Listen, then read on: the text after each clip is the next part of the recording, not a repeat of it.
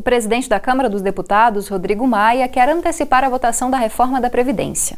A intenção é que o texto seja apresentado na comissão especial antes do dia 15 do próximo mês.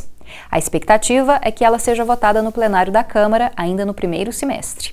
E para explicar os impactos dessa reforma para o trabalhador brasileiro, nós vamos conversar com o professor Tadeu Arraes, que fez um estudo sobre esse tema. Olá, professora, obrigada pela presença. Obrigado, eu que agradeço e boa noite a todos. Boa noite. Professor, a partir dos estudos que o senhor fez, a gente pode apontar quais profissionais, qual classe social vai ser beneficiada por essa reforma da Previdência, que está sendo alardeada pelo governo como uma solução para a crise, como uma necessidade, já que a Previdência seria deficitária? Sim. Sejamos bem diretos. Na última folha do projeto de emenda constitucional, o governo traz um cálculo, uma projeção sobre a economia que ele faria em 10 anos e em 20 anos com a reforma do regime previdenciário. Okay? Só que esses dados demonstram com muita nitidez que 66% da economia vem do chamado RGPS, do Regime Geral de Previdência, ou seja, do INSS.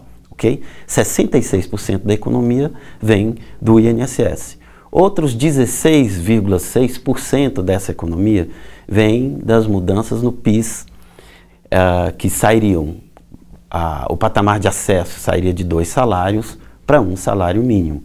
O que significa, então, que mais de 83%, em torno de 83% da economia alardeada, que seria 1 trilhão em 10 anos, 4 trilhões em 20 anos, saem do regime geral de previdência e de mudanças no PIS.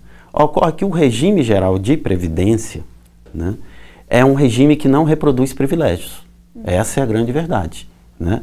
Existem apenas em torno de 8 mil pessoas no Brasil, 8 mil pessoas no universo de mais de 30 milhões de beneficiários que recebem acima do teto no regime geral de previdência. Né?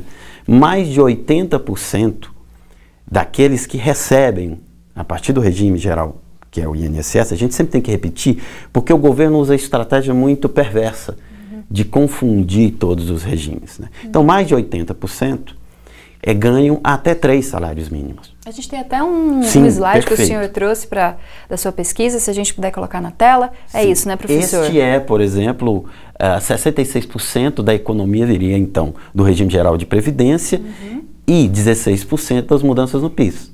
Então, qualquer um que entenda de economia sabe, portanto, ou de um gráfico, ou interpretar um gráfico, isso é muito simples, sabe, então, que o grosso dessa chamada economia ao longo de 10 anos vem dos mais pobres. O que o slide seguir, a gente pode tentar traduzir isso de uma maneira gráfica. Vamos colocar o próximo slide, então, para o professor mostrar para a gente. É isso que eu estou dizendo. 83% daqueles inscritos no regime, ou seja, pensões, aposentadorias, ou BPC, benefício de prestação continuada, aposentadoria rural, recebem até 2 salários mínimos. Esse é o universo.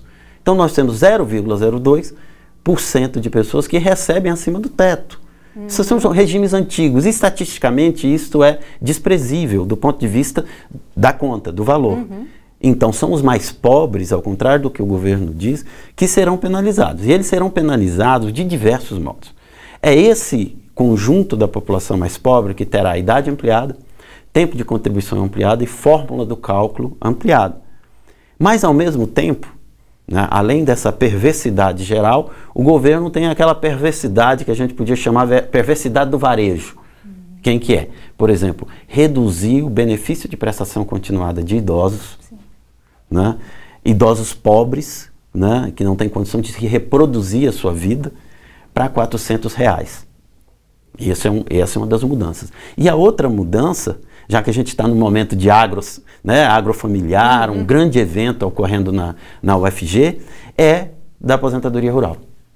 Os impactos são imprevisíveis, porque as mudanças na aposentadoria rural e para a mulher e para o homem, essa reforma, por exemplo, pune muito as mulheres, mas a mudança na aposentadoria rural, ela é uma mudança que vai reverberar no custeio das propriedades rurais e que, portanto, na dinâmica de produção da agricultura familiar. Para você ter um dado, só o Pronaf liberou ano passado mais de em torno de 29 bilhões de reais para os agricultores familiares. Os recursos da aposentadoria rural ultrapassam 110 bilhões de reais. E Então é com essa aposentadoria, muitas vezes, que o campo continua se desenvolvendo, que o trabalhador recebe a aposentadoria, mas muitas vezes continua investindo na terra. Perfeito.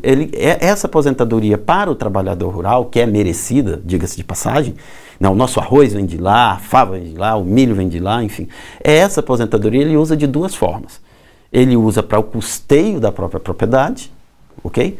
E usa para os gastos com bens não duráveis e com remédios, com a farmácia, com tudo mais. Existe toda uma dinâmica econômica no interior desse país que parece que passa ao largo de quem pensa essa reforma, né? Veja, vamos repensar. Eu tenho... qual é a possibilidade de um casal de aposentados gastarem o valor de 2 salários mínimos, um salário mínimo para casa, quando tem? Qual é a possibilidade dele gastar ou poupar isso? Basicamente nenhuma. Então aquilo alimenta o comércio interno, aquilo volta do ponto de vista da circulação da economia. Principalmente nas pequenas cidades. Principalmente nas pequenas cidades. Qual é a propaganda do governo que eu vi hoje? Nós temos que mudar a aposentadoria rural porque existe fraude.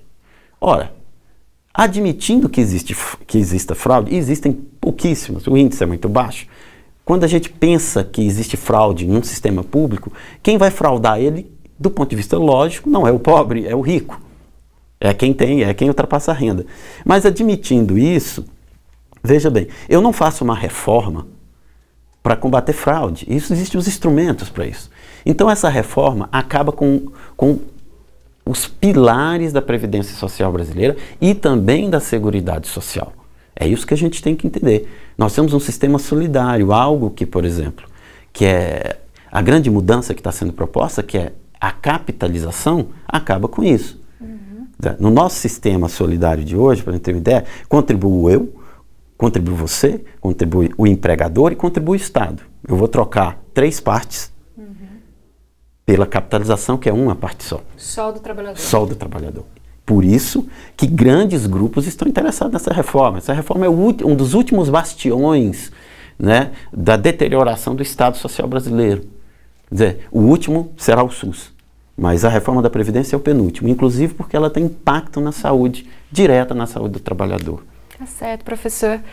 Até difícil finalizar essa entrevista. Muito obrigada pelos esclarecimentos e parabéns pelo estudo. Eu agradeço e a gente tem que estar atento a isso. Esse tema vai além de qualquer simpatia política, filiação partidária, gênero e tudo mais. Nós estamos tratando do nosso futuro. Eu que agradeço e lembrando que a universidade pública é vanguarda nesse tipo de discussão.